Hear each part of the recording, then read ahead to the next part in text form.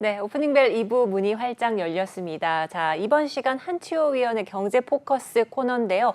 오늘 한치호 위원님이 조금 멀리 좀 좋은 곳에 나가 계신 것 같은데요. 전화 연결해 보도록 하겠습니다. 위원님 안녕하세요. 네, 안녕하세요. 한치호입니다. 네, 위원님 반갑습니다. 오늘은 이제 화상으로 연결을 좀 해볼 텐데 네. 좀 뒤편으로 보이는 게 어떤 걸까요? 좀 좋아 보이네요. 지금 제가 네. 지금 배경을 제가 있는 장소로 삼으려고 하다가 지금 네. 제가 와 있는 곳에 지금 사진을 좀 찍어서 지금 올려놨는데요. 아. 여기가 어디냐 하면 경상남도 진주시 지수면 구 지수초등학교입니다. 네. 그 구 지수초등학교라고 말씀드리면 삼성그룹의 이병철 회장님이 좀 다니셨고요. 네.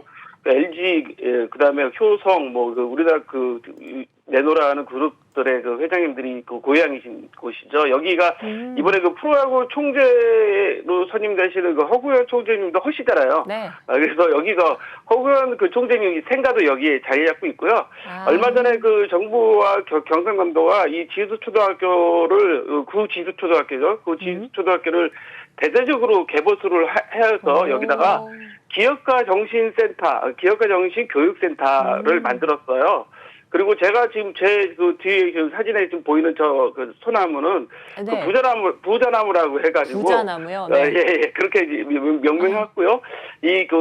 구 교사하고 체육관 시설, 그 다음에 주차장 이런 것들을 전부 다 활용해서, 우리나라 기업가 정신 교육의 메카로 만들겠다는 정부 아마 중소기업청에서 한 것 같은데 중소기업청하고 경상남도가 합작으로 해서 잘 만들어 놓은 그런 배경이어서 오늘 아침에 좀 기들 좀 봐주시라고. 네. 제가 이 부자나무를 좀 제 배경으로 해서 말씀을 좀 드리려고 합니다. 네, 좋습니다.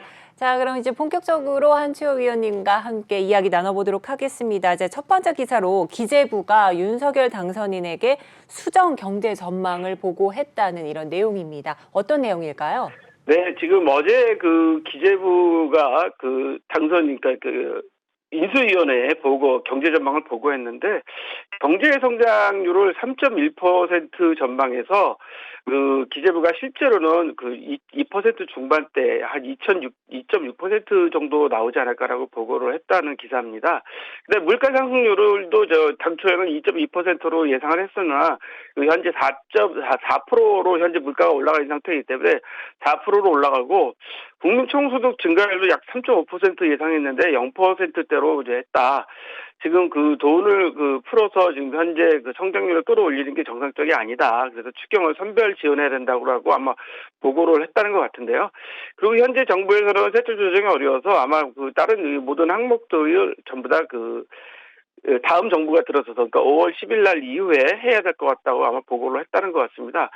기재부에서는 지금 여러 가지 상황을 보고한 상태에서 현재 가장 큰 게 러시아하고 우크라이나 전쟁으로 인해서 공급망 교란, 그러니까 국제적인 물류 체인이 지금 현재 문제가 되는 바람에 또 얼마 전에 또 상해가 봉쇄를 하는 바람에 상당한 물류의 대란이 일어났었죠. 그런 것들 때문에 지금 현재 3% 성장은 어렵다는 게 예상인데 이거는 사실 기재부만 예상한 게 아니라 얼마 전에 IMF도 우리나라 성장률을 좀 낮춘다는 연례 보고서가 있었지 않습니까? 그래서 현재 보고서가 좀 낮은 것 같고요.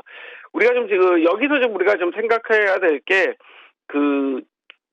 잘 생각하셔야 될 부분들이 스태그플레이션 형태의 경기 부진이 전개될 가능성이 높다고 기재부가 당선인에게 보고했다는 내용들을 저희가 잘 좀 기억들을 좀 하셔야 될 것 같다는 생각이 들어갑니다. 올해 경제 성장률이 좀 떨어지고 대신에 이제 물가 상승률이 4%대로 올라갔다는 내용인데 여러분들도 얼마 전에 윤석열 당선인도 그런 말씀을 하셨는데 물가를 꼭 잡아야 된다. 물가를 잡지 못하면 죄를 짓는 거라는 표현까지 하셨었는데요.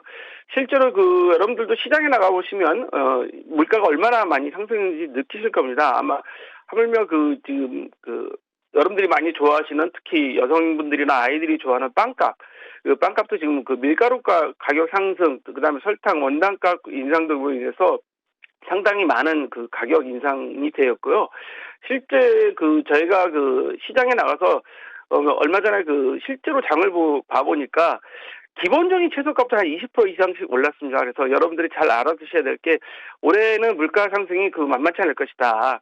특히 그 외식값 가격 같은 경우는 한 끼에 그 보통 한 10,000원은 이제는 기본적으로 줘야 될 것이다라는 생각을 하고 있기 때문에 이제 물가 상승에 대한 대비들을 좀 가정 경제에서는 철저하게 하셔야 될 것 같은데요.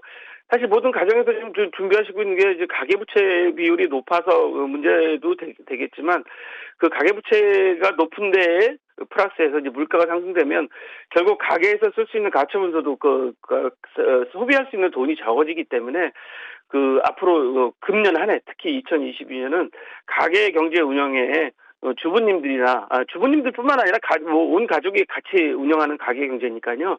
그 가계 경제 운영에 만전을 좀 기하셔야 될 것 같습니다. 그래서 첫 번째 뉴스 올려봤습니다. 네, 그렇습니다. 이제 러시아 우크라이나 전쟁으로 인한 공급망 교란으로 이제 문 대통령이 자신한 3% 성장률은 좀 물 건너갔다는 게 기재부의 판단인 것 같습니다. 그리고 이 스태그플레이션 형태 경계 부진이 전개될 것이라는 게 기재부가 그 이제 인수위원회에 보고한 경제 전망 주요 골자이니까 이 부분 중요하게 보시라라는 말씀까지 해주셨습니다. 자, 이어서 다음 기사 한번 보도록 하겠습니다. 이 공장이 없었더라면 우리 김포공항 또 63빌딩 롯데타워까지 없었다라는 이런 기사인데요. 어떤 내용일까요? 네, 한국경제에서 어제 나온 기사인데요. 이 기사는 제가 칭찬도 하지만 비판도 좀 필요할 것 같다는 내용들이어서 제가 좀 올려봤습니다. 여러분들도 좀 이 기사를 보시면서 저희가 항상 신문 기사나 보도 기사를 볼 때, 언론의 보도를 볼 때 무조건 비판만 하거나 무조건 믿어야 된다는 게 아니라 그 행간에 어떤 내용들이 있는가 좀 잘 읽어보셔야지만이 올바른 투자를 하실 수 있다. 이런 차원에서 지금 이 뉴스를 올려놨는데요. 여러분도 아시다시피 서울에서 성수동 지나시다 보면, 성수교 지나시다 보면, 레미콘 공장이 하나 있는 걸 보실 거예요. 이게 45년 동안 3표 레미콘이 있던 자리입니다. 이 자리에 현재 철거가 아마 28일부터, 지난달 28일부터 시작이 됐는데요. 이게 상당히 오래됐죠. 근데 기본적으로 서울, 이제는 과거에는 이 성수동, 이 뚝섬 이쪽이 공장지대고 변두리 지대였지만 이제는 사실 여러분들 잘 아시다시피 서울 숲이 건설되면서 그 일대가 지금 아주 핫한 플레이스가 됐어요. 젊은 분들이 많은 카페도 많이 생기고 또 엔터테인먼트나 회사들도 그쪽으로 많이 이전을 하게 되고 기업들도 이전을 하게 되고 그래서 이제 새로운 힙한 우리 젊은 분들이 말하면 힙지라고 그러죠. 힙한 지역이 좀 됐는데요. 여기 이제 레미콘 공장이 있다 보니까 많은 주민들의 이제 민원이 생기게 된 거죠. 레미콘 공장이 생기면 가장 큰 민원이 뭘까요? 이제 레미콘을 이제 만들게 되는 과정에서 나오는 이제 분진, 먼지가 있겠죠. 이제 분진 문제가 있을 거고요. 두 번째로는 이제 소음도 이제 문제가 될 겁니다. 여기서 어차피 자갈과 시멘트, 모래를 섞어야 되는 그런 과정이 있기 때문에 소음은 피할 수 없는 상황인 것 같고요. 세 번째로는 이제 대형차들이, 그러니까 레미콘 차들이 대부분 다 대형차들이잖아요. 대형차들이 오감으로 인해서 생기는 안전상의 문제들, 이런 것들이 가장 큰 문제일 텐데, 저는 이제 보는 경관 문제보다는 이런 세 가지 문제 때문에 사실은 이런 레미콘 공장이나 중 공장들은 전부 외곽으로 좀 이전을 하고 있는 상태입니다. 근데 이제 삼표 산업이 아마 이 소송까지 갔다가 서울시에 이제 반납을 해야 되는 상황이 돼서 유해 시설이었다는 표현이라고 이제 하고 있는데 저는 유해 시설이었다기보다는 이 시대에는 꼭 필요했었다. 왜냐하면 여러분들 이제 잘 아시다 보면 우리나라 레미콘 기업들, 삼표산업뿐만 아니라 우리나라 현재 상장되는 레미콘 기업들도 자세히 살펴보시면요. 레미콘 공장이 있던 자리 때문에 부동산 수익이 늘어난 것을 재무제표상으로 많이 보실 수 있습니다. 이것은 제가 말씀드린 게 아니라 실제 그런 현상이기 때문에 레미콘 공장이 있던 자리가 대부분 다 신도시로 이제 개설이 됐거든요. 그럼 신도시가 개설이 되면 도심이 팽창하면서 신도시로 개발이 되면서 그 자리에서 이제 신도시를 개발하는 동안에는 공장이 잔존하면서 마지막까지 레미콘을 공급해주고 마지막에 이제 대체 부지를 만들어서 이제 이전하고 그 자리에 다시 또 개발해서 레미콘에서는 또 부동산 개발 수익을 얻고 이런 형태가 좀 많았어요. 가장 크게 보실 수 있는 곳이 성수동은 이미 오랫동안 지났기 때문에 말씀드리기가 좀 그렇고 남양주 별내 신도시 같은 경우도 가보시면 아실 겁니다. 남양주 별내 신도시를 만들면서 많은 곳들이 준비를 하시다 보면 그곳을 개발하면서 그 일대에 그 별내 신도시죠. 옛날에 덕송리라고 그랬죠. 그 일대를 갖다 개발하면서 그 레미콘 공장이 그 한 곳에 Y 레미콘 공장이 있었는데 그 레미콘 그 회사 공장에서 다 레미콘을 그 아파트에 다 공급을 해줬습니다. 왜냐하면 그 거리도 짧고 그렇기 때문에 일단은 뭐 수송비도 적게 들고 바로바로 공급할 수 있는 그런 장점이 있었는데 결국 그 공장도 마지막에 정리를 하고 외곽으로 이전을 했습니다. 그러니까 이 레미콘 공장이 물론 필요하죠. 필요한 거긴 하기 때문에 당시에는 꼭 있었는데 결국에는 여기 말씀을 보면 이 기사의 그 세 번째 그 헤드라인을 보면 그 대체 부지 없이 떠나는 뭐 3표 공사 지연의 재건축도 빨간불 우려라고 하는데 사실은 그렇지 않습니다. 이 3표 산업 같은 경우에 대해서는 사실 이게 이제 이전을 반드시 해야 되는 상황이었기 때문에 대체 부지를 진작부터 준비를 했어야 되는데 벌써 20년이 넘도록 대체 부지도 준비를 안 했다는 것은 뭐 그동안 했던 그 공과도 공도 있지만 사실 준비 안 한 과도 있다라는 점에서 좀 이해를 하셔야 될 것 같고요. 아무튼 이 부지가 이제 시민들의 쉼터로 이제 돌아온다고 하니까 이 시민들의 쉼터로 돌아오고 서울숲과 연계돼서 오히려 더 긍정적인 효과를 나타낼 수 있다라는 생각을 가지기 때문에 여러분들이 이제 성수동 공장이 이제 사라지게 되는 부분들을 한번 눈여겨 보시면서 부동산에 있어서 물론 아파트를 짓고 뭐 새로운 신도시를 건설하는 것도 중요하지만 이런 공장들이 꼭 필요하다. 이런 공장들이 지금 말씀드린 분진, 소음, 자동차 문제 이런 교통 문제 이런 것뿐만 아니라 이 때문에 있어야 되겠지만 이런 문제들 때문에라도 외곽으로 이전을 해야 되기 때문에 사실 이런 분야에서 이끌어간 기업들은 사전에 좀 철저한 준비를 해야 되겠고 이런 차제 이런 부분들도 기업 경영에서 우리가 좀 중요한 부분으로 평가를 좀 해야 되겠다는 생각에 두 번째 뉴스 올려봤는데요. 아무튼 그 3표 산업 성수동 공장 서울의 개발에 고생 많이 하셨고요.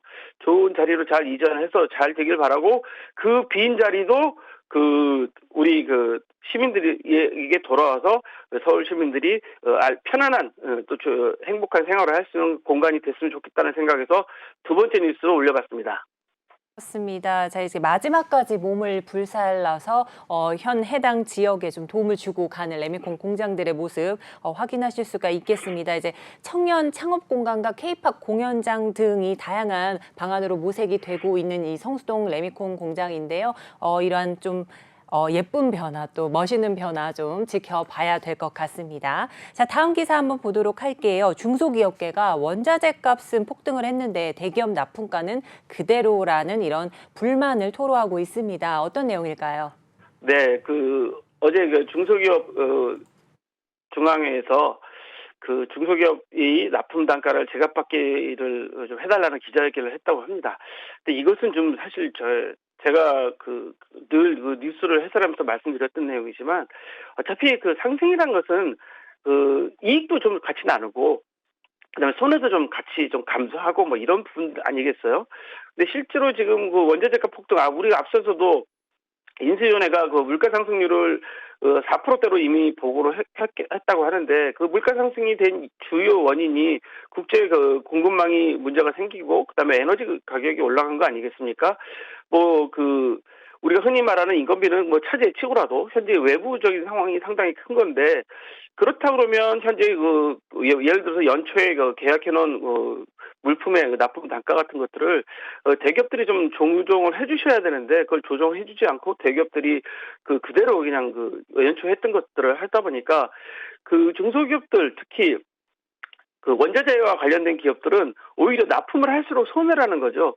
납품할수록 손해가 되면 누가 납품을 하겠어요. 그래서 중소기업들이 제발 대기업들이 이렇게 하시지 말고 제대로 좀 납품가를 좀 올려달라. 그래야지 중소기업도 살 수 있다라고 하는 건데요. 그렇다면 결국 대기업들도 본인들이 만드시는 제품에 대한 가격 또 아니면 서비스에 대한 가격을 올리셔야 되는데 그 가격이 소비자까지 전가가 되기는 하지만 그렇다고 하더라도 현재 기업이 생존하는 중요한 문제이기 때문에 제가 보기에는 대기업들도 그 본인들의 이익을 조금 좀 줄이시고 중소기업들의 원자재 값을 좀 상승에 대한 것들을 좀 반영을 좀 해주셔야 될 것 같아요. 이게 지금 제가 인건비 뉴스라면 아마 이거를 저희가 뉴스로 삼지 않았는데 현재 그 원자재가 올라가고 있는 가격은 그 상당히 지금 본인들이 가격이 아니지 않습니까? 여기 뉴스에서도 보면 우리 앞서서도 레미콘 회사 이야기를 했지만 현재 레미콘 원료값이 20% 올랐다는 거죠. 근데 건설회사에서는 가격을 올려주지 않고 있어요. 그 지금 오늘도 아마 시장에 보시면 그 시멘트주들이 상당히 많이 올라갔을 겁니다. 그 이유가 그 무연탄 공급 뭐 이런 문제 때문에 지금 그 여러 가지 그 시멘트 가격이 상승되고 있어서 오늘도 아마 그 시멘트 관련주들이 상당히 올라가고 있는 것 같은데 이런 것들은 어쩔 수 없는 상황이잖아요. 그렇다면 대기업들도 중소기업과 서로 간에 그 상생할 수 있는 차원에서 그 납품 가격을 좀 올려야 되고 그 대기업들이 수익을 조금만 좀 줄이시더라도 어차피 소비자들한테도 뭐 상승시켜야 될 부분이 있다면 좀 그런 부분을 좀 반영을 해야 되기 때문에 아마 이분들이 오죽하면은 대통령 직속으로 뭐 상생위원회를 설치해달라까지 이야기를 하셨겠어요. 이런 부분들이 있어서 이거는 뭐 영원히 뭐 해소되지 않을 그 갈등이긴 하지만 이런 부분들을 우리가 생각하면서 해야 될 부분들이 뭐 같이 살아야 된다라고 하는 그런 내용들을 좀 말씀을 좀 드리고 싶어요. 그래서 중소기업들이 앞으로 뭐 할 수 있는 방법들을 뭐 생산량 감축이나 일자리 축소, 공장 폐쇄를 이야기하고 있는데요. 여기 사실 이 세 가지 말씀을 다 정리해 보면 생산량 감축, 일자리 축소, 공장 폐쇄하면 그냥 그 우리 보통의 그 서민들의 일자리가 없어지는 내용들입니다. 이런 부분들을 좀 감안하셔서 상생할 수 있는 그런 차원이 필요하기 때문에 우리 소비자들이나 우리 투자자들도 좀 알고 계셔야 되겠다. 지금 상황이 녹록치 않다. 심각하다는 상황을 좀 알고 계셔야 될 것 같아서 세 번째 뉴스로 삼아봤습니다. 맞습니다. 중소기업 단체들이 단가 조정이 안 되면 생산 중단은 불가피하다고 이렇게 계속해서 호소를 하고 있고요. 납품 단가 연동제 도입도 이렇게 좀 요구를 하고 있는 상황이니까 투자자분들도 함께 이 귀담아 들으셔야 될 것 같은 내용이었습니다. 자, 다음 기사 한번 보도록 하겠습니다. IMF가 부패할수록 암호화폐를 많이 쓴다라고 이렇게 언급을 했는데요. 어떤 내용일까요? 이거 가슴 아픈 기사라서 제가 더 올려놨습니다. 네. IMF가 지난 25일 날 그 홈페이지 보고서를 통해서 그 암호화폐 부패 자본 통제 뭐 국가 간 상관관계란 이런 제목의 보고서를 발표했는데요.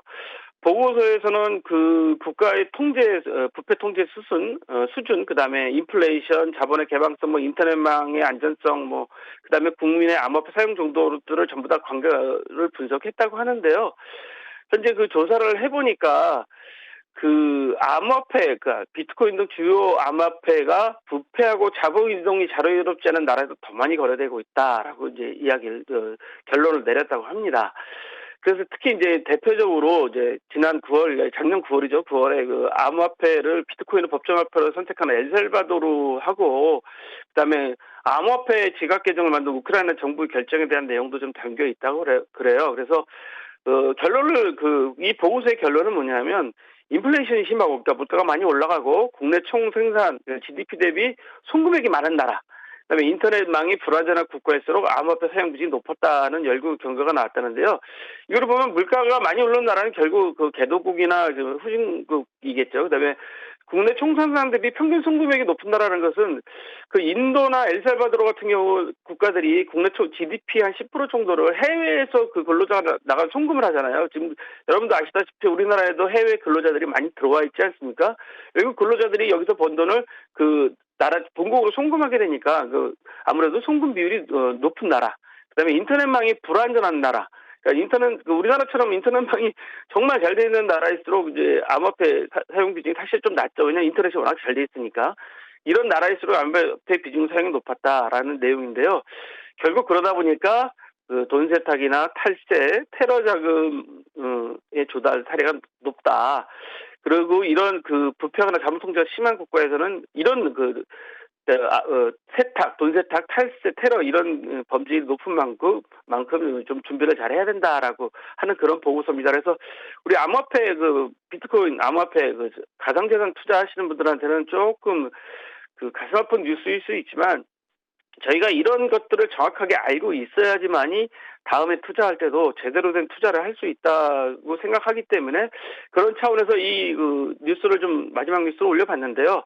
여러분들 그렇다고 해도 대세를 거스를 수는 없습니다. 우리나라 같은 경우는 뭐 부패도 지수도 훨씬 떨어질 뿐더러 그다음에 GDP 대비 송금도 훨씬 또 낮고 그다음에 인터넷망도 잘 갖춰지는 나라입니다. 우리나라에서 이 비트코인이나 암호화폐, 가상자산이 활성화되면 IMF의 이런 우려를 종식시켜줄 수 있는 내용이기 때문에 우리 특히 가상자산에 투자하신 분들이 눈여겨 보시고 또 실천해야 될 뉴스라서 마지막 뉴스로 올려봤습니다. 그렇습니다. 자, 지금까지 한추여 위원님 모시고 경제 전반적인 이슈 체크해 봤습니다. 자, 도움 말씀 주신 위원님 감사드립니다. 예, 감사합니다. 네, 지금까지 한추여 위원의 경제 포커스였습니다.